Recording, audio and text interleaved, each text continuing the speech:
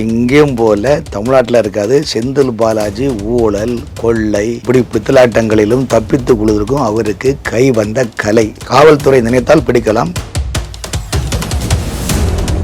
ஏற்கனவே அவர் 1.5 வருஷம் ஜெயிலில் இருந்தார். இந்த நேரத்தில் அவருக்கு தம்பியை பிடிக்க முடிஞ்சுதா? சார், தம்பி எங்கே இருக்காருன்னு தமிழ்நாடு போலீஸுக்கு தெரியும், அரசுக்கும் தெரியும். நீதிமன்றத்தை ஏமாற்றலாம், மக்களை ஏமாற்றலாம். இப்போ எங்களை மாதிரி அரசியல் விமர்சகர்களையோ பத்திரிகைகளை ஏமாற்ற முடியாது. எங்கே இருக்கான்னு தெரியும்.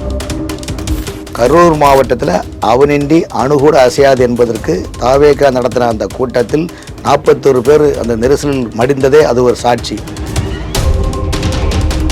ஈரக்கோலை நடுக்குன்னு சொல்லுவாங்க, கிராமத்தில் ஈரக்கோலை எல்லாம் நடுங்குதுன்னு சொல்லுவாங்க. அந்த அளவு நடுங்கி போய் தான் கரூரில் அவங்க நிர்வாகம் நடத்தினது. ஏன் அந்த அளவுக்கு பயம்? செந்தில் பாலாஜியை நீங்கள் போய் பார்த்துட்டு வந்தீங்கன்னா நீங்களும் ஒரு பிஏ தான். அப்போ எப்படிப்பட்ட ஒரு ஈவிரக்கம் இல்லாமல், இதயமே இல்லாமல், மனித சமூகத்தை, மனிதனை உதிர்ந்து போன ரோமத்துக்கு கூட பொதுமக்களை அவர் மதிக்கிறதே இல்லைங்க. ஐயா, செந்தில் பாலாஜியை சந்திச்சுட்டு ஒரு அதிகாரி போயிட்டு வந்துட்டாங்கன்னா அந்த சந்திக்கிற அதிகாரியை இதில் என்ன பிரச்சனை? இப்போ செந்தில் பாலாஜி, ஏவா வேலு, திமுகவில் நிறைய ஊழல் அமைச்சர்கள் இப்போ ஏன் அந்த தரிக்க தண்டானா என்று ஏன் தள்ளாடிட்டு இருக்கிறாங்கன்னா ஆட்சி தமிழ்நாட்டில் கிடையாது. எப்படியாவது பிஜேபி கூட கூட்டணி போயிடணும். பிஜேபி கூட கூட்டணி போனாதான் இங்கு திமுகவுடைய முன்னாள் அமைச்சர் தப்ப முடியும் என்ற ஒரு நிலைப்பாடு இருக்கின்றது. இந்த 10 ஆண்டுகால மந்திரியாக இருக்கும்போது அந்த மாவட்டத்துக்குள்ளே யார் யார் பவர்ஃபுல் அதிகாரியாக இருந்தாங்க அவங்கள ஃபுல்லாக நீங்கள் எடுங்க. அதில் ஓய்வு பெற்ற அதிகாரி நிறைய பேர் இருக்கிறாங்க, அவங்கள எடுங்க. அவருக்கு தம்பி அசோக் எங்கே பதுங்கி இருந்தார்? இன்றைக்கும் செந்தில் பாலாஜிக்கு பல உயர் அதிகாரிகள் சப்போர்ட் பண்ணுறாங்க, இல்லைன்னு சொல்ல முடியாது.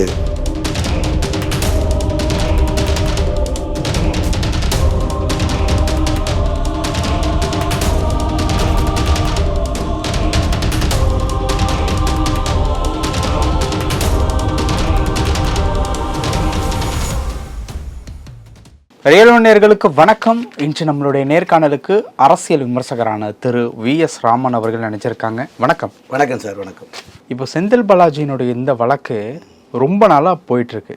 நம்ம இது பற்றி வீடியோ போட்டாலுமே கீழே கமெண்டில் நம்மளுடைய பார்வையாளர்களே சொல்கிறாங்க, அதெல்லாம் ஒன்றும் நடக்காது, இது ரொம்ப நாளாக நீங்கள் மட்டுமே தான் பேசியிருக்கணும், கேட்டு அழுத்து போச்சு அப்படிங்கிற மாதிரி அரைக்கிறீங்க. ஆனால் நம்ம அரைச்சமாகவே அரைக்க போகிறதில்ல, சில விஷயங்கள் கொஞ்சம் புதுசாக பேசணும். இப்போ செந்தில் பாலாஜியை பொறுத்த வரைக்கும் அவருடைய அந்த ஜாமீன் மனு அது சுப்ரீம் கோர்ட்ல இப்போ அது எதற்காக ஜாமீன் கொடுக்கணும், என்ன கதை அப்படிங்கிற மாதிரியான விசாரணை எல்லாம் போயிட்டு இருக்கு. போலீஸ் ஸ்டேஷனுக்கு கையெழுத்து போடுறதுக்கு கூட செந்தில் பாலாஜி அவர்கள் காலை மாலை வர்றதில்லை. இதுவுமே ஒரு பிரச்சனையா போயிட்டு இருக்கு. இப்போ இந்த விஷயத்தை பொறுத்த வரைக்கும் செந்தில் பாலாஜி பிரச்சனை அப்படின்னா அவர் தலைமறைவாகக்கூடிய இடம்னா எந்த இடம், அவரை ஏன் யாராலையுமே பிடிக்க முடியல, அந்த அளவுக்கு அவருக்கு சப்போர்ட்டர்ஸ் அதிகமாக இருக்கா, இல்லை வேற மாநிலம் அந்த மாதிரியான இடங்களில் பதுங்கக்கூடிய அளவுக்கு அங்கேயுமே ஆட்கள் இருக்காங்களா அப்படிங்கிற மாதிரியான ஒரு கேள்வி வருது. ஏன்னா எங்கே இருக்கிறார் செந்தில் பாலாஜி அப்படிங்கிற ஒரு கேள்வி தான் இவ்வளோ ஒரு கேள்வியும் உருவாக்குது. எங்கே தான் அவர் பதுங்குறாரு, என்ன விஷயம்? அதாவது நம்முடைய தமிழக போலீஸ் ஸ்காட்லாந்து நிகரான போலீஸ் நம்ம சொல்லுவோம். ஆனால் அதே நேரத்தில் இறைவன் எங்கிருக்கிறான், என்ன செய்து கொண்டிருக்கின்றான், எந்த இடத்தில் இருக்கின்றான் என்று திருவள்ளுவர் செல்வரில் சிவாஜி கேட்ட கொஸ்டின் மாதிரி தான் நீங்களும் கேட்குறீங்க. எங்கேயும் போலங்க, அவர் தமிழ்நாட்டில் தாங்க இருக்கார். அப்படியா? எங்கேயும் போல தமிழ்நாட்டில் இருக்காது. செந்தில் பாலாஜி ஊழல், கொள்ளை, இல்லை இது இப்படி பித்தலாட்டங்களிலும் தப்பித்து கொள்வதற்கும் அவருக்கு கை வந்த கலை. இது ஒரு பெரிய விஷயம் இல்லை. இதே திமுக ஆளுங்கட்சியாக இருந்திருந்தால் இதே மாதிரி நீங்கள் கேட்டிருப்பீங்களா? ஏற்கனவே அவர் 1.5 வருஷம் ஜெயிலில் இருந்தார். அந்த நேரத்தில் அவருக்கு தம்பியை பிடிக்க முடிஞ்சுதா? தம்பி எங்கே இருந்தார்? இப்போ வரைக்குமே தம்பி எங்கே இருக்காருன்னு தமிழ்நாடு போலீஸுக்கு தெரியும், அரசுக்கும் தெரியும். அப்போது நீதிமன்றத்தை ஏமாற்றலாம், மக்களை ஏமாற்றலாம். இப்போ எங்களை மாதிரி அரசியல் விமர்சகர்களையோ பத்திரிகைகளை ஏமாற்ற முடியாது. எங்கே இருக்கான்னு தெரியும். உங்களுக்கும் தெரியுமா? எல்லாருக்கும் தெரியும் சார். எங்களுக்குன்னு இல்லை, அதாவது துறைகள் ரீதியாக பயணிக்கக்கூடியவங்களும் எங்கே இருக்கிறாங்க தெரியும். காரணம் என்ன, அவங்க ஆட்சி அதிகாரம் 10 ஆண்டு காலம் கோல் வச்சுருந்தவங்க கரூர் மாவட்டத்தில் அவனின்றி அணுகூட அசையாது என்பதற்கு தாவேகா நடத்தின அந்த கூட்டத்தில் 41 பேர் அந்த நெரிசலில் மடிந்ததே அது ஒரு சாட்சி. காரணம் என்றால் அங்கே உள்ள சாதாரண போலீஸ்லேருந்து வில்லேஜ் ஆஃபீஸர் வரைக்கும் கரூர் மாவட்டத்தில் செந்தில் பாலாஜி அன்கோன்னா அது குடும்பம், மாமை மச்சாங் கொண்டாங் கொடுத்தாங்க. அரசு அதிகாரிகளே செந்தில் பாலாஜி போய் என்ன சொல்லிட்டு இருந்தாங்க, நீங்கள் உள்ளாட்சி அமைப்பில் அந்த திமுக ஆட்சியில் பார்த்தீங்கன்னா ஊராட்சி, பேராட்சி, நகராட்சி, மணராட்சி, குடிநீர் சப்ளை பண்ண டிபார்ட்மெண்ட்டு, தாலுகா ஆஃபீஸ் டிபார்ட்மெண்ட்டு, பிற்படுத்தப்பட்ட துறை, கனிம வளங்கள், இப்படிப்பட்ட மாவட்ட அளவில் பணியாற்றக்கூடிய அதிகாரிகள் அனைவருமே செந்தில் பாலாஜிக்கு ஆக்டிங் பிஏவாக தான் செயல்பட்டாங்க. ஏதோ சாமானிய மக்கள் உயிரோடு வாழ்ந்ததே பெரிய விஷயம். அந்த அளவுக்கு கொலை ஈரக்கொலை நடுக்குன்னு சொல்லுவாங்க, கிராமத்தில் ஈரக்கொலைலாம் நடுங்குதுன்னு சொல்லுவாங்க. அந்த அளவுக்கு நடுங்கி போய் தான் கரூரில் அவங்க நிர்வாகம் நடத்துனது. ஏன் அந்த அளவுக்கு பயம்? பயம்னா சார் செந்தில் பாலாஜியை நீங்கள் போய் பார்த்துட்டு வந்தீங்கன்னா நீங்களும் ஒரு பிஏ தான். பார்த்தாலே பிஏ தான். அது நார்மலான ஒரு பொதுமக்களை பொறுத்து அங்கே பொதுமக்களை அவரை சந்திக்க வேண்டிய அவசியம் கிடையாது. இல்லை சார், எனக்கு ஒரு தேவை இருக்கு. நான் வந்து ஒரு கவர்மெண்ட் எக்ஸாமில் பாஸ் பண்ணியிருக்கேன். நீங்கள் ஒரு லெட்டரோ சிபாரிசோ பண்ணீங்கன்னா வேலை கிடைக்கும் அப்படிங்கிறப்போ ஒரு நார்மலாக பொதுமக்களாக போய் பார்க்கறதுங்கிற தேவை ஏற்படுது இல்லை? டிரான்ஸ்போர்ட் மினிஸ்டராக இருக்கும்போது இதே மாதிரி தான் உங்களை நீங்கள் சொல்கிற மாதிரி தான் அப்பாவி மக்கள்லாம் போய் வேலைக்கு பணம் கொடுத்து ஏமாந்து எத்தனையோ பேர் எத்தனை குடும்பங்கள் நடுத்தூரில் நின்று சூசைட் பண்ணெல்லாம் போய் அதில் சில பொறுக்காத நேரத்தில் நீதிமன்றத்திலாம் போய் நீதிமன்றத்திலாம் போனாங்க. அப்புறம் நாங்கள் பணம் எல்லாம் வாங்கினதை திரும்ப கொடுப்பேன்னு அவர் தானே சொன்னார். நல்லா முடிச்சு போடுறீங்க. நான் கேட்டதுக்கு நீங்கள் போய் சொல்லுங்க. அவர் தானே முடிச்சு போட்டார். அப்போது எப்படிப்பட்ட ஒரு ஈவிரக்கம் இல்லாமல், இதயமே இல்லாமல், மனித சமூகத்தை, மனிதனை உதிர்ந்து போன ரோமத்துக்கு கூட பொதுமக்களை அவர் மதிக்கவே இல்லையங்க. ஐயா, செந்தில் பாலாஜியை சந்திச்சுட்டு ஒரு அதிகாரி போயிட்டு வந்துட்டாங்கன்னா அந்த சந்திக்கிற அதிகாரியை ஆக்டிங் செந்தில்குமார் ஆயிடுவாங்க. நீங்கள் ஒரு சின்ன உதாரணம், கடந்த திமுக ஆட்சி 5 வருஷம் தான், இப்போ தான் 2 மாதம் தான் ஆட்சி திமுக முடிஞ்சு. அங்கே அந்த மாவட்டத்தில் இருக்கிற அரசு துறையில் இருக்கிற பல்வேறு துறை, எல்லா துறையிலும் அந்த மாவட்டத்தில் இருக்குது. அந்த துறையை சார்ந்த எந்த அதிகாரியுமே அந்த துறையை சார்ந்த அமைச்சர் சந்திக்க கூட கூடாது. பிரித்தப்படுத்த நலத்துறையாக இருந்தால் தான், வருவாய்த்துறையாக இருந்தாலும் சரி தான், கனிம வளத்துறையாக தான், வாட்டர் சோர்ஸ் இருந்தாலும் எந்த மந்திரியுமே அதே கரூர் மாவட்டமாக எப்பா செந்தில் பாலாஜிப்பா எதுக்கு வம்பு தேவையில்லாமல். காரணம் என்றால் தமிழ்நாட்டில் திமுக அமைச்சரவையிலும் அந்த ஏற்கனவே அதிமுக டிரான்ஸ்போர்ட் அமைச்சரவையிலும் கல்லா கட்டுவதில் முதன்மையான மனிதன், உச்சம் தொட்ட ஊழல் மன்னன். எப்படி பாஸ்கர்கள் 2 பேர் இருக்கின்றார்களோ அதே போல் அதற்கு முதன்மையானவர் செந்தில் பாலாஜி, பத்ரா பாலாஜி. அவர் செய்கிறது 1-2 துரோகம் இல்லைங்க. நீங்கள் 1-2 தான் வெளியே வந்திருக்கு. எத்தனை அதிகாரி அவருக்கு சப்ளைன் சர்வீஸ் பண்ணி அவர் மூலமாக பலடைஞ்சவர்கள், பல அதிகாரி பதுங்கு குழியில் இருந்து ஈராக்கில் சதாம் ஹுசேன் பதுங்கு குழியில் இருக்கிற மாதிரி எத்தனை பேர் இருக்கிறாங்க தெரியுமா?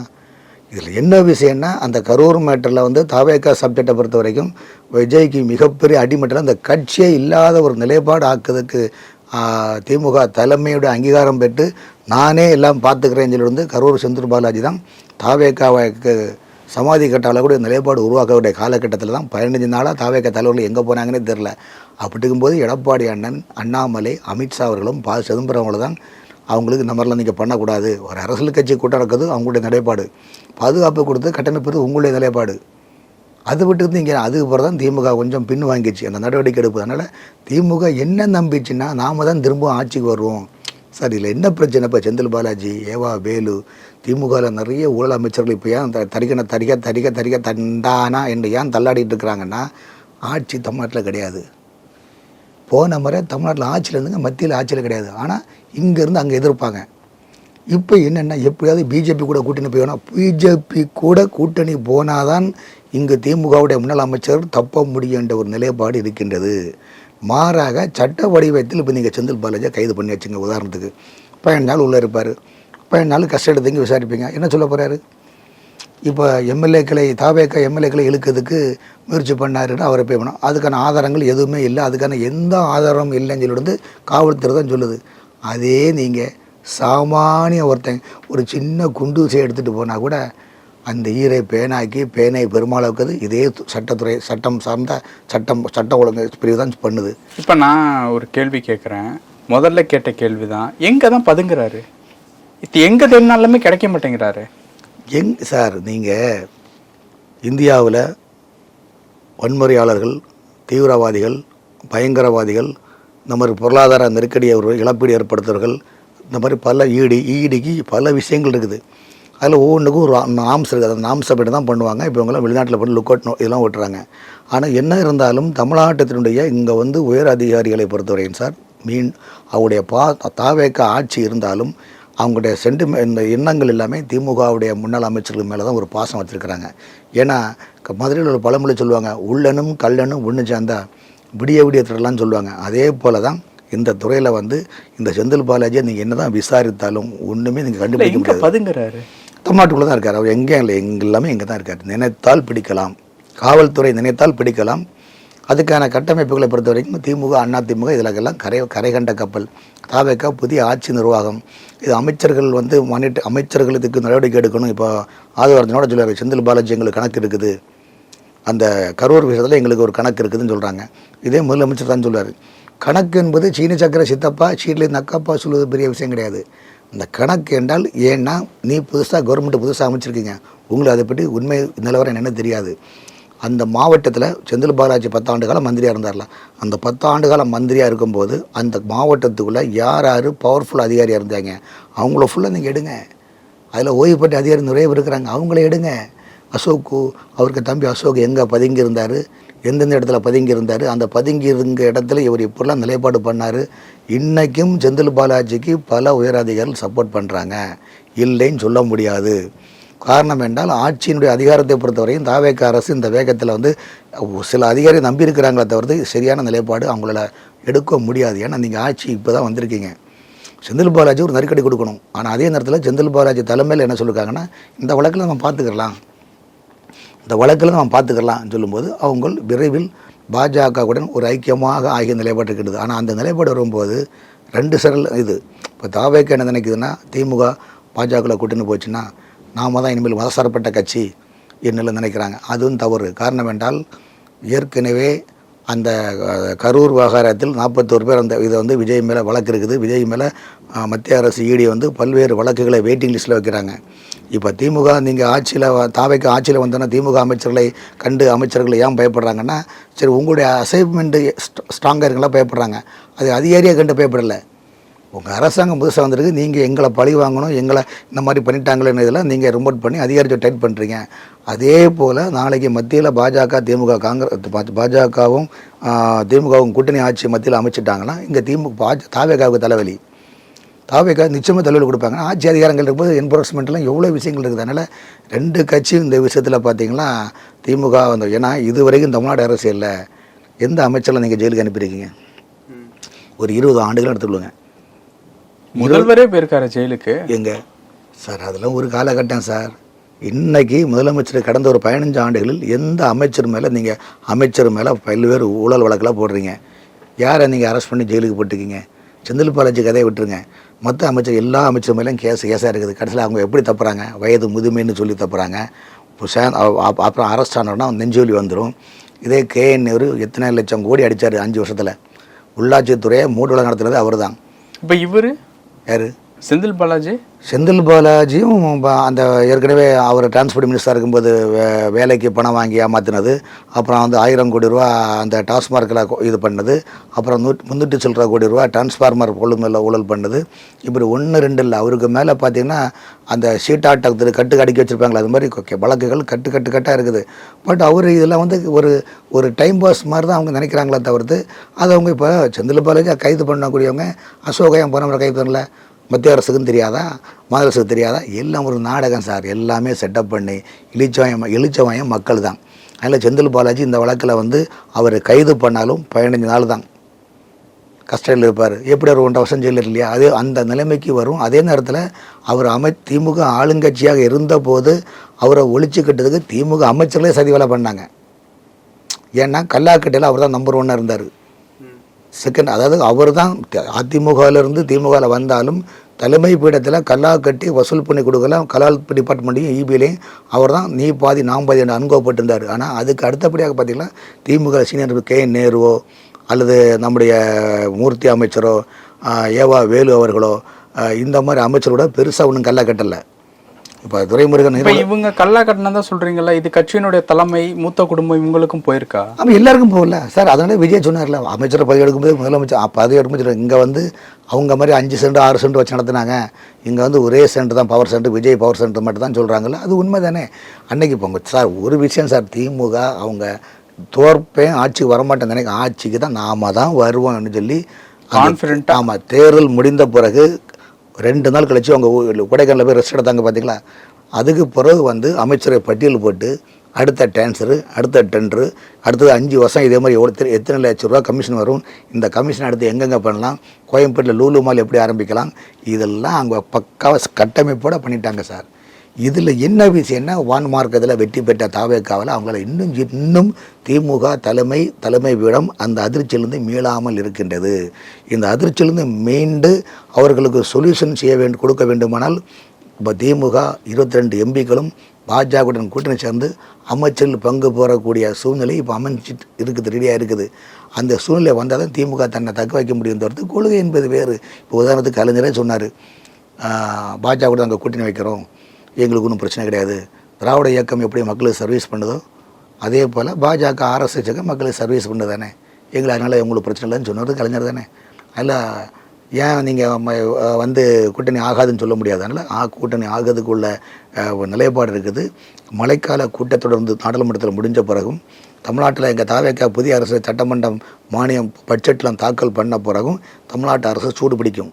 ஆனால் அந்த சூட்டுக்கு முன்னால் கர்நாடக அரசு மேகதாது மேட்டை கிளப்பி விட்டு தமிழ்நாடு காங்கிரஸும் கர்நாடகா காங்கிரஸும் கூட்டணி சேர்ந்து முதலமைச்சருக்கே தெரியாமல் முதலமைச்சர் அங்கே வா என்ன வர வச்சு பார்த்தீங்களா, தமிழ்நாடு முதலமைச்சர் இங்கே வந்து பேசுகிறாரு, ஆகவே காவேரி தண்ணியில் விட முடியாது சீனை போட்டுக்கிட்டு மேகதாதுலாம் காட்டி கொடுத்துட்டு காங்கிரஸை அடுத்த சட்டமன்ற தேர்தலில் கர்நாடகத்தில் ஜெயிக்கிறது அவங்க ரெடி பண்ணிட்டாங்க. விஜய்கிட்ட என்ன அழிவாக கொடுத்துருக்காங்கன்னா, நம்ம தான் 2029 இந்தியா கூட்டணி ஆட்சிக்கு வரும், நீங்கள் வந்து துணை பிரதமர் ஆகலாம். அப்போ டெல்லிக்கு விஜய், தமிழ்நாட்டுக்கு ஆது அர்ஜுனா என்ற நிலைப்பாடையும் திமுக வந்து திமுகவில் காங்கிரஸ் ஒரு கற்பனையான மண்கோட்டையை கட்டி வச்சிருக்கிறாங்க. ஸோ இந்த நிலைப்பாடு முதலமைச்சர் விஜய் அவர்கள் உஷாராக இல்லாவிட்டால் அரசியல் எதிர்காலம் கேள்விக்குறியான நிலைப்பாடு உருவாகக்கூடிய கள நிலவரம் இருக்குது. காரணம், உங்களுக்கு அடுத்தபடியாக புது தலைமுறைகள் அரசியல் கட்சி ஆரம்பிக்கிறாங்க. விஜய் வராரு, நம்முடைய தனுஷ் வராரு, இந்த மாதிரி நிறைய இருக்கும்போது அரசியல் பிரளயம் உருவாகும், ஒரு மாற்றம் உருவாகும். அந்த மாற்றத்தில் பார்த்திங்கன்னா இப்போ சவால் எதிர்க்கட்சிகளுடைய தாவேக்கா தலைவருக்கு அரசு என்னென்ன சவால்னா, தமிழ்நாடு முழுவதும் குடிநீர் பற்றாக்குறையாக இருந்துட்டு இருக்குது. தாமிரபரணியில் மட்டும்தான் இப்போ தண்ணி இருக்குது. ஸோ இது நீங்கள் எப்படி சமாளிக்க போகிறீங்க? வரக்கூடிய மழை சீசனில் எப்படி நீங்கள் மெயின்டைன்ஸ் பண்ண போகிறீங்க? இதெல்லாம் நீங்கள் பண்ணாமல் லோனாக வாங்கி சும்மா விளையாட்டு பிள்ளை பொம்மை விளையாடுற மாதிரி பண்ணியிருக்கக்கூடாதுன்னு சொல்லியிருக்காக தான் இந்த அரசு எப்படி மானியம் சட்டப்பிரிவில் பட்ஜெட் தாக்கல் பண்ணுறாங்க, இதுக்கு மேலே என்னென்ன பேச போகிறாங்க என்பது திமுக ஒரு டெமோ பார்த்துக்கிறதுக்காக வெயிட்டிங்கில் இருக்குது. இதே பார்வை தான் மத்திய அரசும் வெயிட்டிங்கில் இருக்குது. ஸோ இனி எதிர்காலத்தில் வந்து அரசியல் கட்சி பயணம் பண்ணும்போது நிதி நெருக்கடிகள் பல விஷயங்கள் சவால்கள் தாவேக அரசுக்கு உள்ளது. ஆகவே செந்தில் பாலாஜி கைது செய்தாலும் அவர் பயணினால் இங்கே விசாரித்தாலும் இதிலிருந்து அவர் மீண்டும் தப்பி ஓடியே போயிடுவார். எல்லா திமுக அமைச்சர்களும் எக்ஸ் மினிஸ்டரும் ரகசிய மீட்டிங் போட்டு கேஸ் நம்ம பார்த்துக்கலாம். நம்மகிட்ட சுப்ரீம் கோர்ட் இல்லாத வைக்கலாம், எல்லாமே காஸ்ட்லி வைக்கல தான். அவங்க வைக்கிற வைக்கலாம் 1 ஹவருக்கு 1 கோடி ரூபா தெரியுமா? திமுக காரங்க வைக்கிற சுப்ரீம் கோர்ட்டில் வச்சுருக்க வக்கீல் எல்லாமே 1 மணி நேரத்துக்கு 1 கோடி ரூபா. வாக்களித்த மக்கள் தெருக்கொடியில் நிற்கிறாங்க. ஆனால் மக்களுடைய எப்படிலாம் நிதிகள் போதோ அதை பற்றி அவங்களுக்கு கவலை கிடையாது. இதுலேருந்து அவங்க தப்பிச்சு ஓடுறதுக்கும் அடுத்த கட்டத்தை நோக்கி பயணிக்கிறதுக்கான நிலைப்பாடு தான் திமுக தன்னை தயார்படுத்தி கொண்டுள்ளன. பல விஷயங்கள் பேசியிருக்கோம். நன்றி சார். நன்றி.